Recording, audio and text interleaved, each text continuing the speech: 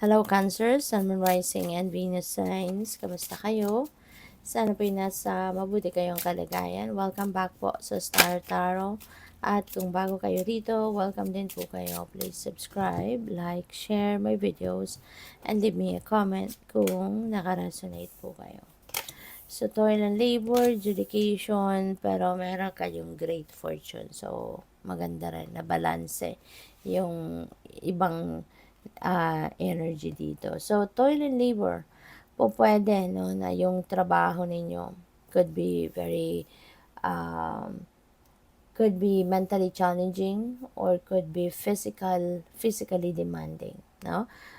Pwedeng ganun ang ganap. Pero, pwede, no, na ito yung gusto mong trabaho.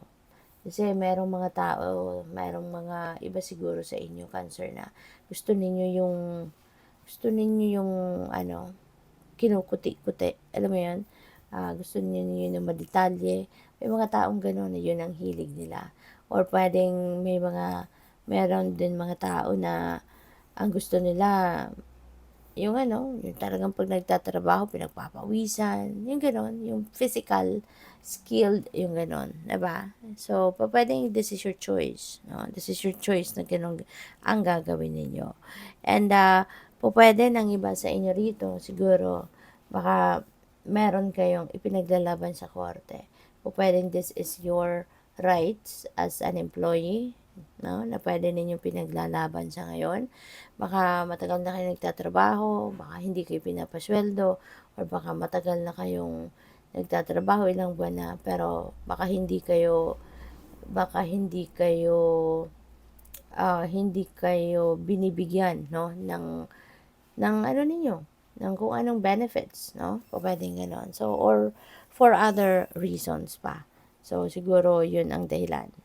Kaya naman, maaring nag-aano kayo, nagrereklamo kayo ngayon sa korte. So, pwedeng nag-file kayo ng reklamo, ganyan. Or pwede rin naman, yung dedication na to, could be, siguro ang final din ng iba sa inyo rito, no? But of course, hindi ito para sa lahat ha, just take as it resonates. Pwedeng merong child custody na ipinaglalaban, pwedeng merong divorce or annulment, no? Depende sa inyong sitwasyon. Or pwede rin naman na nagkukonsulta pa lang kayo, no? Baka you're just having a consultation sa ngayon. What could be done, diba? Sa inyong sitwasyon, kasi baka mayroong issues within the relationship, no? Between you and yung asawa ninyo. So, baka ngayon maghihingi ka ng legal advice kung ano yung makakabuti, no? Na i-file na reklamo if you are looking into filing a case. So, pwedeng ganun ang ganap dyan. So, we have great fortune, no? So, finally, diba, magiging maganda rin ang inyong sitwasyon, and great fortune could resonate sa inyo. Hindi lang yan sa pera, hindi lang yan sa uh, trabaho, career, business, hindi lang yon, no? Kundi pwede rin na sa iba. Pwedeng siswertehin na kayo dito sa pinaglalaban ninyo, diba? Pwedeng that could also resonate dito sa inyong kung ano man itong right ninyo na pinaglalaban ninyo, maaaring ipapanalo nyo yan, diba? Or yung divorce ninyo, or annulment, or child custody, or legal separation, whatever it is, no? Maaaring yan ay siswertehin kayo dyan at ipapanalo ninyo kung ano man yung ipinaglalaban ninyo dyan. So, that is possible. Okay? That is possible. So, napakaganda, no? Unang-una, pwedeng merong windfall of money dito na dadating, or pwedeng siswertehin kayo sa mga transactions niyo, financial transactions, kung sa business niyo, no? Maaring you are getting more clients sa ngayon, more customers, mga ganyan, no?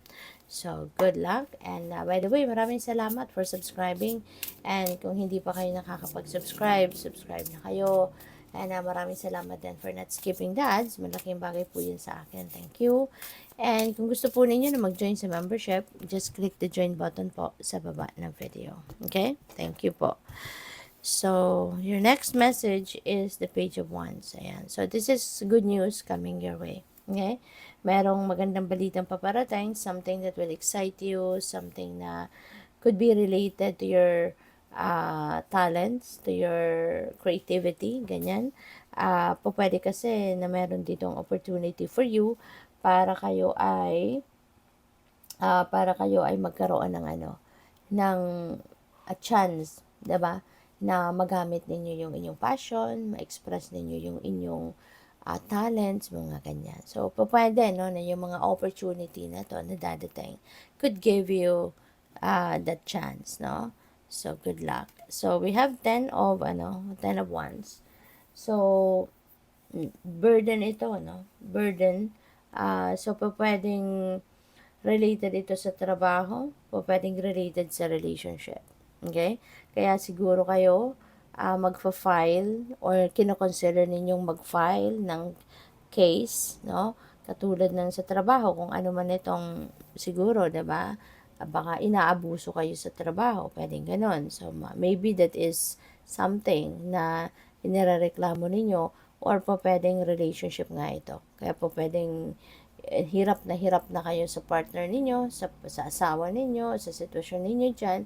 So, pwedeng kaya yun ang ipa-file ninyong case. Magpapa-annul kayo or magde-divorce kayo. Pwedeng ganon. No? So, ganon ang pwedeng maging sitwasyon ninyo rito na eto na yung turning point ninyo sa inyong sitwasyon. No? This is it. No? Parang hindi ko na to kaya. Kaya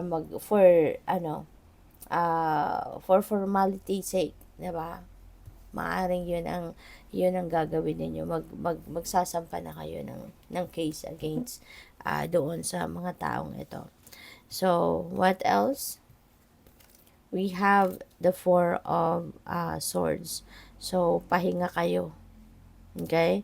Get some rest. Kasi pwedeng na-stress na kayo rito ng bonggang-bongga.